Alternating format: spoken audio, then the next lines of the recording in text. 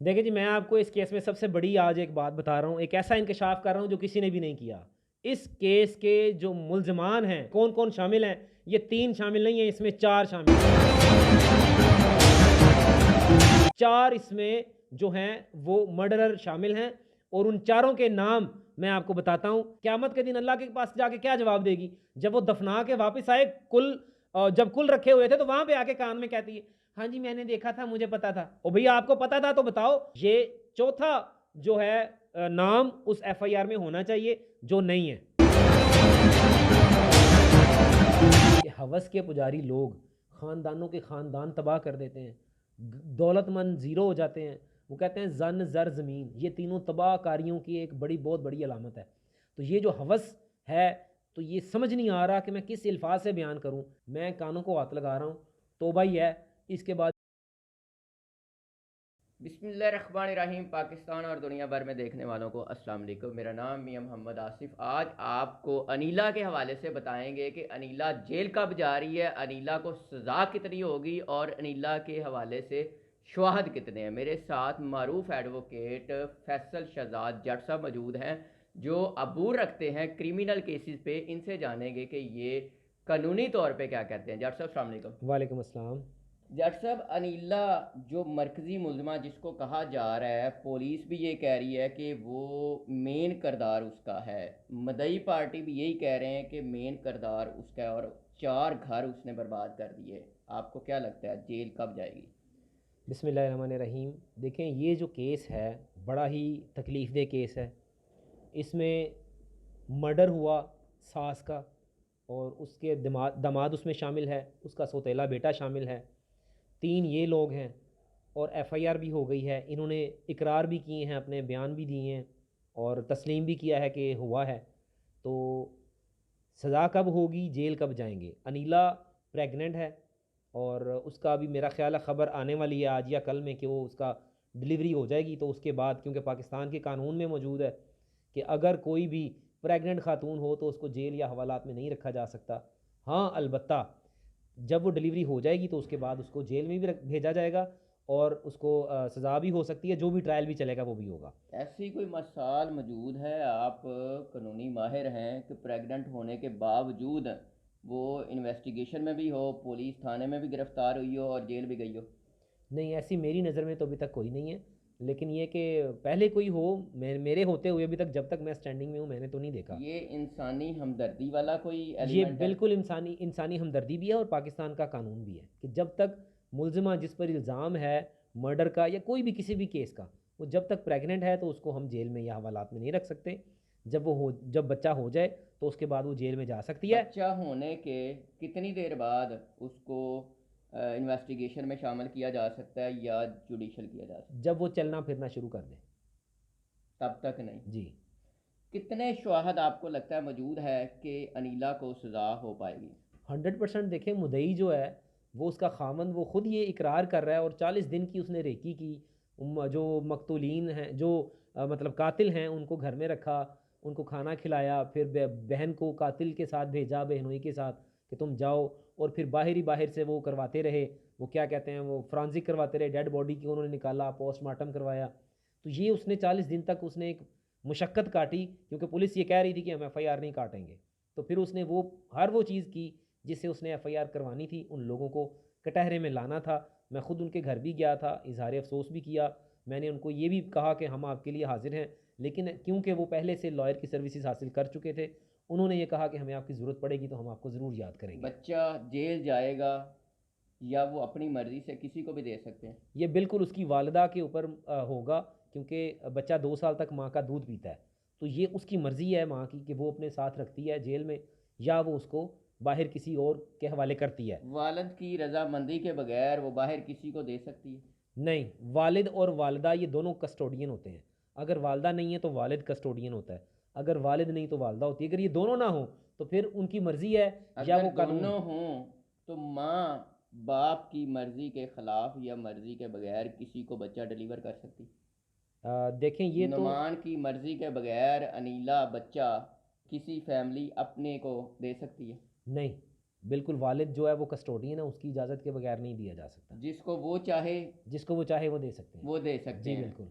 अच्छा, अब आपको क्या लगता है कि 3 मुल्ज़म हैं, 3 पे इल्ज़ाम है, सबसे ज़्यादा ज़िम्मेदार और सबसे ज़्यादा किरदार किसका है? देखें, जो मुद्दई है वो यही कह रहा है, उसका भी यही कहना है कि मेरी बीवी ने 3 से 4 घर ख़राब किए हैं, ख़ानदान तबाह कर दिए हैं। वालदा भी गई, उसकी बीवी भी गई, उसका बच्चा भी गया। इवन कि वो ये भी कह रहा था कि ये बच्चा भी डाउट में है। फिर उसके बाद उसकी बहन का घर, जो बहनोई था, उसने भी इसमें शामिल है। बहन भी प्रेग्नेंट है, उसका भी बच्चा आज कल में होने वाला है। फिर उसके बाद जो उसका सौतेला बेटा है, यानी कि 4 घर तबाह हो गए हैं हवस परस्ती के इल्ज़ाम में, इसके चक्कर में। तो अब ये देखें, मरकज़ी मुलज़मा जो अनीला है, ये तो है ही है, जो उसके साथ हैं वो भी इसके साथ बराबर के शरीक हैं। 302 बराबर की सज़ा होगी। बराबर की सज़ा होगी। 302 में शामिल हैं तीनों, क्योंकि जिस तरह से ब्लड लत पत वो बेड पे, दीवारों पे, जगह जगह मिले हैं, ब्लड के स्टेन्स मिले हैं। तो ये एक ऐसा कत्ल नहीं है कि ये दवाई दी और मर गए। ये डंडे मारे गए हैं, मारा गया, तशद्दुद किया गया, नीचे फेंका गया। देखिए जी, मैं आपको इस केस में सबसे बड़ी आज एक बात बता रहा हूँ, एक ऐसा इंकशाफ कर रहा हूँ जो किसी ने भी नहीं किया। इस केस के जो मुल्ज़मान हैं, जो जिन्होंने मर्डर किया है, जिन्होंने सास को मारा है अपनी, और उनमें कौन कौन शामिल हैं, ये 3 शामिल नहीं हैं, इसमें 4 शामिल हैं। 4 इसमें जो हैं वो मर्डरर शामिल हैं, और उन चारों के नाम मैं आपको बताता हूँ। 3 तो वो खुद हैं, और एक वो जो उनकी मालिक मकान ऊपर से सुकून से हर चीज़ देख रही थी, ना उसने रोका, ना उसने उनको टोका, ना आवाज़ लगाई, ना ये मोहल्लेदारों को इकट्ठा किया, और ना 15 पे कॉल की कि पुलिस आती, रोकती। अगर वो ये काविश करती तो हो सकता है वो बेचारी औरत बच जाती। जट साहब, 4 मुल्ज़म आपने उसको भी इन्वॉल्व कर लिया, उसमें उसका क्या किरदार है? भाई, उसका किरदार ये है कि अगर वो चाहती तो वो मर्डर होने से रुक सकता था, वो वकूआ ना होता इस तरह। वो चाहती 15 पे कॉल करती, रोक सकती थी।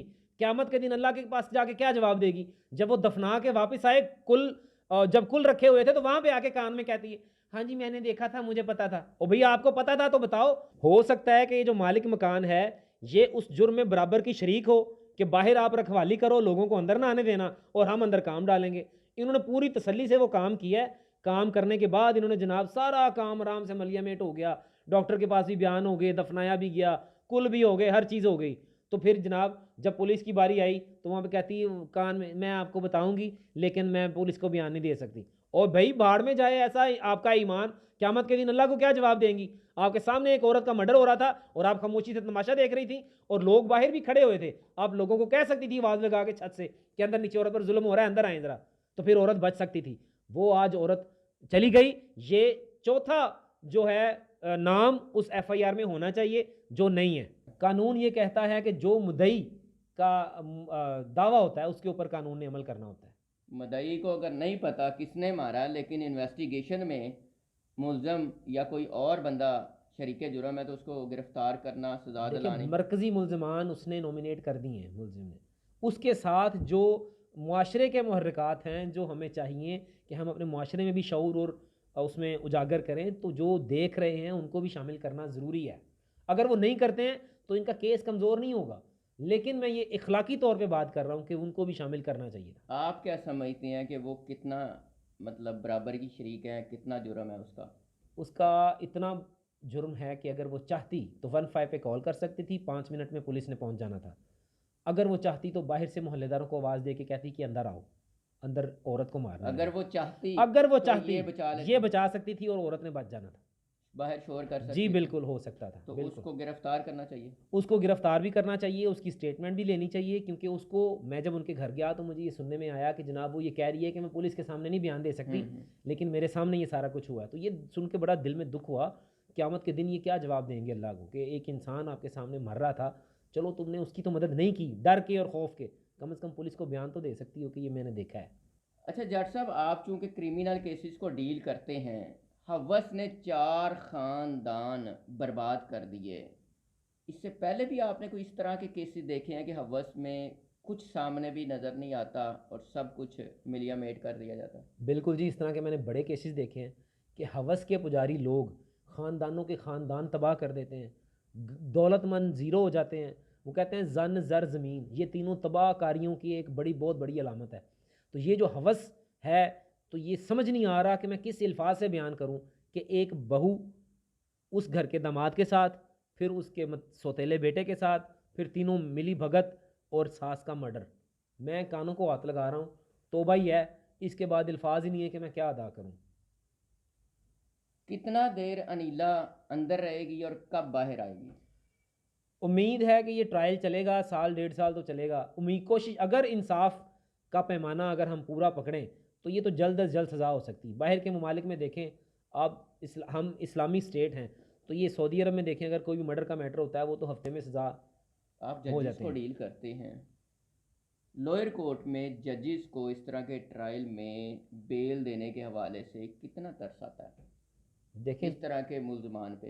पाकिस्तान के कानून में ये लिखा हुआ है कि जो अक्यूज़ड इज़ अ इनोसेंट चाइल्ड, यानी कि कानून ने जब भी डील करना है मुलजिम को तो उसने एज ए मासूम चाइल्ड की तरह डील करना है। अच्छा। तो आप अंदाज़ा करें कि जिस माशरे में हम ये करें कि उसको मासूम बच्चे की तरह डील करेंगे, तो वो मासूम बच्चे को तो बहुत प्यार किया जाता है, उसके तो सर पे हाथ फेरा जाता है। तो मैं समझता हूँ कि इंसाफ का ये तकाजा नहीं है। अगर हम शरीयत के कवानीन देखें, इस्लामिक कवानीन देखें, रियासत मदीना देखें, तो भाईजान इनको सज़ाएँ होनी चाहिए और इनको और टांग इबरत देना का? चाहिए, इबरत का निशान बना देना चाहिए, ताकि नेक्स्ट टाइम कोई भी हवस के पीछे अपने किसी भी ख़ानदान या किसी औरत, किसी भी बंदे का मर्डर ना करे। जज साहब बहुत शुक्रिया। नाज़रीन, आपने फैसल जज साहब की गुफ्तगू सुन ली। कानून क्या कहता है, अनीला कब गिरफ्तार होगी, बच्चा कहाँ रहेगा और कितना टाइम अंदर होगी, सब कुछ आपने जान लिया। अपनी राय का इजहार कीजिएगा। इजाज़त दीजिए। अल्लाह ने के बाद।